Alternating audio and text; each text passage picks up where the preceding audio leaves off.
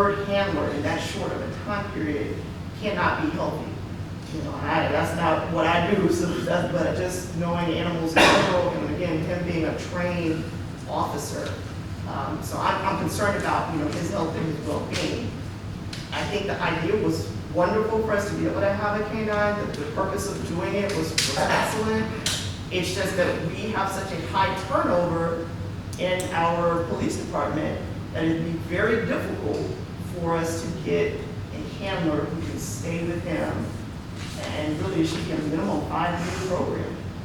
And unfortunately, we're not able to contractually obligate employees, with the exception of the ones that work directly for the city manager like myself. No other employee from a legal standpoint can be contractually obligated to the city. So these are, you know, just some things for us to take into consideration. And I wanted to put this on the special agenda tonight because I cannot expect, Chief Cardona to continue to take Jake home without having been trained to do that. So we really need to make a decision how we're going to go forward. Well, my feelings, I don't want to lose our canine program. I think our canine program has been very productive for our city. I understand about, you know, the turnover of handlers. I still want to try giving him a handler. And maybe we can look at maybe raising the pay of the officer that handles Jake to compensate him some more, to entice them to stay. But I do not want to see this canine program end. And that's just my personal feeling. I understand that it's going to take some time and money to retrain Jake and retrain an officer. I would be willing to do that to keep our canine program. Well, the bad thing is, Jake is a two-channel dog. He's a drug dog, and he's what they call a biter or an attacker. All these dogs, whether you know it or not, they're trained to command in German. Every time they change handlers, unless that person is fluent in German and has spoken it for some time, the inflections, when they give commands, it gets the dog off. It gets the dog confused and excited. And unfortunately, that happened Tuesday night. These dogs are bred to serve and to please. That is their whole object. That's why they're battle buddies are some of the best ones they have. The bad thing is, if you raise the pay for one officer for this, then you're going to have a whole, we lose them fast enough as it is. You're going to find out that that's going to cause more problems in the ranks when you make that exception. I mean, I hate to tell you, that's just the way it is. I have a good friend, and I'm sure that this is not going to impress anybody, but his name is Garland Gaston. And Garland was the very first officer in the San Antonio Police Department to be a dog man. And we were in the Boy Scouts together. I've known him forever. And we're both the same age, and he still works for McClellan County. And I had a conversation with him today on the phone. He told me that the most disservice that you can have to this animal or any other is to continue to change the training.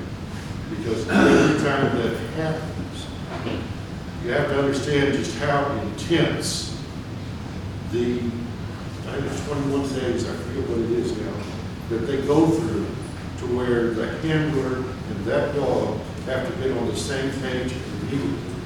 And that dog has to understand when that handler gives a direction in German that the dog instantly reacts to it. And there are so many variables in there. And the one that bothers me the most, unfortunately, is if he puts the dog in an attack mode, it's calling that animal off and getting it correct so that animal, that's a horrible liability, but you cannot believe how many departments get sued every year for a dog overreacting because just certain things happen, too many people are yelling, too much noise is going on. This animal here is probably, this animal is exceptional. He's a really absolutely good dog, and he is of value to this community, and it's a really hard decision. All I'm doing is putting what I know and what I spoke to a handler with over 40 years experience. How we make our decisions up to everybody sitting up here, okay? I really don't want to lose Jim. I truthfully don't. But what bothers me is this is going to be his third handler in 3 years. And he hasn't been worked since November at all. In fact, he's overweight a little bit.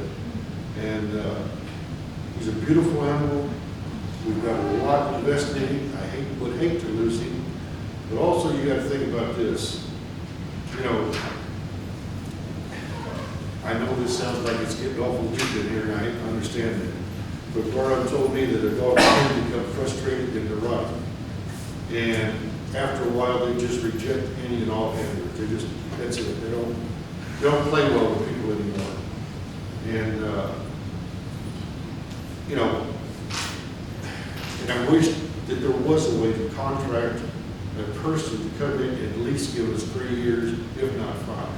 Because that's, when I'm with San Antonio, I've watched some of those animals work. They had a lot when I was 125 pounds named Rambo, and I saw grab a guy by the shoulder and drag him about 40 feet. Jake, as you said, would give his life for somebody. He is trained. He would do whatever it takes to protect his handler. That's not his training. But it's a hard decision. It's really hard.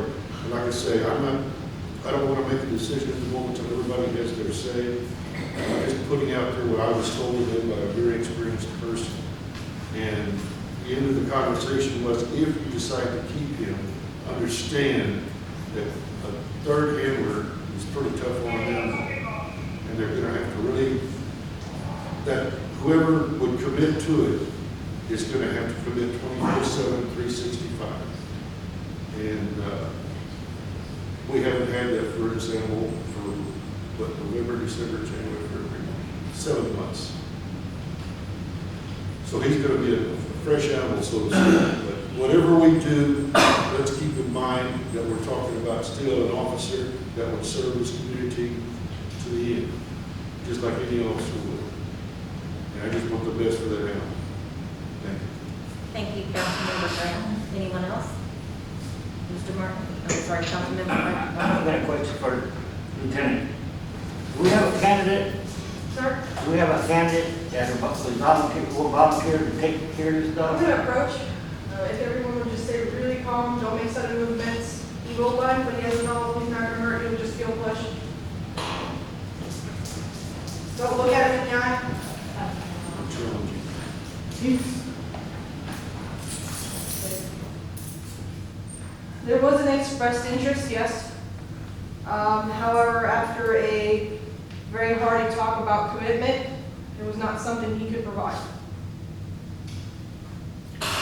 Okay, I hate to hear that because I think he's the one that really needs it, you know, on night shift. But like everybody said, he's a valuable part of this community.